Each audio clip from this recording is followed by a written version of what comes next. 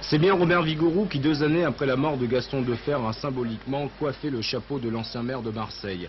La victoire, on peut même parler de raz-de-marée, est quasi totale. Les listes Vigouroux arrivent en tête dans 7 secteurs sur 8. Le plus mitterrandien des candidats reste malgré tout une énigme. Sans éclat, sans déclaration tapageuse, il a réussi à faire passer une image de gestionnaire tranquille, doublée d'une réelle dose de sérénité. On peut aussi parler de véritables camouflés pour les partis politiques traditionnels et leurs candidats.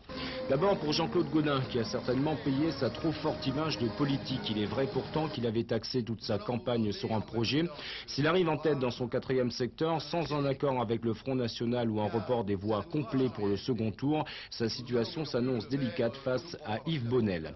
Et puis Michel Peuzet, son image d'homme d'appareil, elle a certainement desservi. S'il fait le plein des voix communistes, beaucoup de ses partisans sont certainement partis du côté de chez M. Vigouroux. Avec 15% des suffrages, on peut parler d'échec personnel et peut-être de complications à court terme au sein de sa propre fédération. Le Front National perd pratiquement la moitié de ses électeurs par rapport aux dernières législatives. Il est vrai que des thèmes comme l'immigration ou la sécurité ont été moins porteurs qu'en 83. Aujourd'hui, le choix est clair, le Front National se maintiendra partout où il a obtenu plus de 10% des voix, à moins que Jean-Claude Gaudin n'accepte avant demain soir une fusion des listes.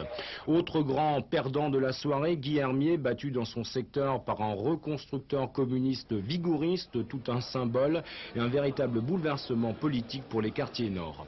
En conclusion, Robert Vigouroux devrait logiquement bientôt se succéder à lui-même. Toujours est-il qu'à travers les résultats de ce premier tour, eh bien, les électeurs ont clairement démontré leur allergie à la politique politicienne traditionnelle.